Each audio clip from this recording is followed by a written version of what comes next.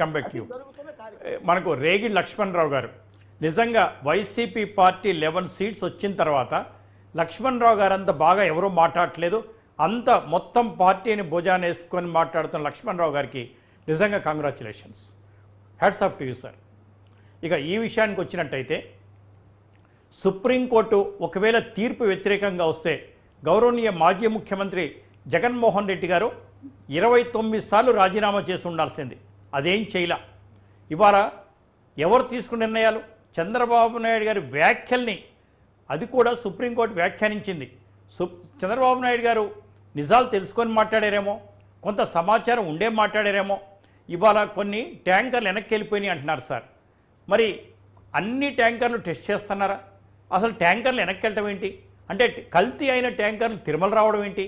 అసలు కల్తీ అయిన ట్యాంకర్లో అంటే వెజిటేబుల్ కల్తీ అయిందా లేకపోతే యానిమల్ ఫ్యాట్ ఉందా అన్నది హానరబుల్ కోర్ట్స్ తెలుస్తాయి, మనం చర్చించే అవసరం కాదు.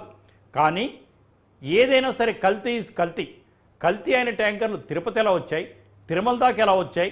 ఒకవేళ ఎవరు చూడకపోతే, చూడనట్టు ఉండకపోతే అవి కలిపేవాళ్ళు కదా. ఇది చాలా ముఖ్య అంశాలు. వెనక్కి పంపించేసాం కదా, దీంట్లో కలవలేదు అంటే ఎట్లా సార్? ఎట్లా సార్? చూడకుండా ఎట్లా? That's important. అలాగే పింక్ డైమండ్ గురించి కూడా వైసీపీ నాయకులు చెప్పాలి. పింక్ డైమండ్ పోయింది, చంద్రబాబు నాయుడు గారి ఇంట్లో చూడమన్నారు. చూద్దాం మరి ఏం చేశారు 5 సంవత్సరాలు. అది కూడా ఇంపార్టెంట్ ఇష్యూనే కదా. లక్ష్మణరావు గారు ప్లీజ్. సాంబశివరావు గారు, మీకు అలాగే పెన్నున్న పెద్దలకి 360 న్యూస్ యాజమాన్యకు హృదయపూర్వక నమస్కారం. నమస్తే సార్. సార్ సాంబశివరావు గారు, మనం ఎవరిని ఎంత రకాలుగా జాకిలి పెట్టి లేపినా, సినిమా ఇండస్ట్రీలో బాలకృష్ణ గారిని, పొలిటికల్గా చంద్రబాబు నాయుడు గారిని మనం ఎన్ని ఎలివేషన్స్ అంటే కేజీఎఫ్ సినిమాలో ఒక రాఖీ బైక్ ఇచ్చినటువంటి ఎలివేషన్స్ ఎన్ని ఇచ్చినా సరే నిజాలన్నవి బయటపడితే మనలో టాలెంట్ ఉంటే ప్రజలు ఆదరిస్తారు, టాలెంట్ ఉంటే ముందుకు వస్తాం.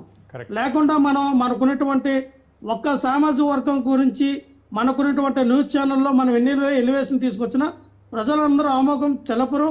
అలాగే సాంబశివరావు గారు క్రిస్టల్ క్లియర్గా 10-15 రోజుల నుంచి అనేకమైన టీవీ ఛానల్లో అనేక రకాలుగా మరి ఈ టీవీ లడ్డూపై, శ్రీవారి లడ్డూపై డిబేట్లు చేయడం జరిగింది. అన్ని రకాలుగా మాట్లాడుతూనే ఉంది. నేనేమన్నానంటే ఫస్ట్ ఆఫ్ ఆల్ ఒక సీఎం హోదాలో ఉండేటప్పుడు బాధ్యతగా వ్యవహరించాలి. ఇది హిందువుల యొక్క మనోభావంతో సంబంధించింది. ఎన్నో కోట్ల మంది హిందువులు ఉన్నారు.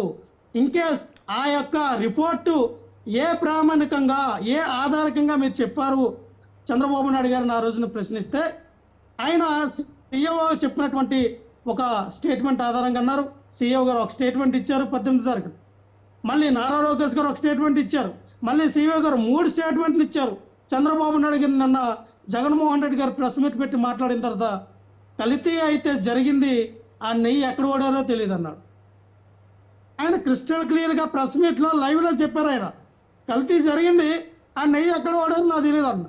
తెలియకుండా అలా మాట్లాడారు చంద్రబాబు నాయుడు గారు. మీరు ఈరోజు కోర్టు కూడా అదే ప్రశ్నించింది కదా. కల్తీ నెయ్యి కలిసినట్టు, యానిమల్ ఫ్యాట్ కలిసినట్టు కానీ ఆ నెయ్యిలో ఇంకేదైనా లడ్డూలో కలిసినట్టుగా ఎవరైనా చూసారా? ఎవరైనా చిత్రీకరించారా? ఎవరి దృష్టిలోకైనా వచ్చిందా? నాణ్యత లేని లడ్డు గురించి మాట్లాడేటప్పుడు ఆ లడ్డూలు మీరు ఎందుకు శాంపిల్ తీసుకెళ్ళి ఎందుకు పరీక్ష చేయలేదు? మీ ట్యాంకర్లు వెనక్కి వెళ్ళిపోయేటప్పుడు ఏ ట్యాంకర్లు అయితే మీరు వినియోగించారో ఆ వినియోగించిన ట్యాంకులో జరిగిందని అంత 100% ఎలా చెప్పగలుగుతారు? మీ దగ్గర ఉన్నటువంటి ఆధారాలు ఏంటంటే సమాధానం లేదు. మీకు మీ యొక్క ఎవరైతే మీ యొక్క లాయర్ ఉన్నారో సమాధానం చెప్పలేకపోయారు కదా సుప్రీంకోర్టు. అందుకే అన్నారు, దయచేసి ఎవరైనా సరే ఒక్క దేవుడికి మీరు ఈ రాజకీయ నాయకులు ఎవరైనా దేవుడిని రాజకీయాలకు తీసుకురావద్దు, దేవుడిని మినహాయించండి అన్నారంటే అర్థం చేసుకోవాలి. ఇక్కడ మనోభావాలు అండి చాలా సున్నితమైన విషయం అని బాలకోటి గారు అన్నారు. చంద్రబాబు నాయుడు గారికి తెలీదా? పవన్ కళ్యాణ్ గారికి తెలియదండి ఇది సున్నితమైన విషయం అని. పవన్ కళ్యాణ్ గారు అయితే మరీ ఎక్కువ పెళ్లి చేసుకున్నాడికి అడవుడు లేదు కానీ పెట్ల మోసవాడికి అడవుడు ఎక్కువ అన్నట్టుగా చంద్రబాబు నాయుడు గారు ఏదో కలిసింది జరిగింది అని ఆ స్టేట్మెంట్ ఇచ్చి వదిలిస్తే ఈ నాకు రోడ్లు తుడుస్తాడు, ఈయన మెట్లు తుడుస్తాడు, ఈయన దొరులు పొడిదండాలు, పాప ప్రయశక్త దీక్షలు ఏంటో నాకు అర్థం కావట్లా. సినిమాటిక్గా సినిమాలో కూడా అటువంటి యాక్టింగ్ చేయమేమో.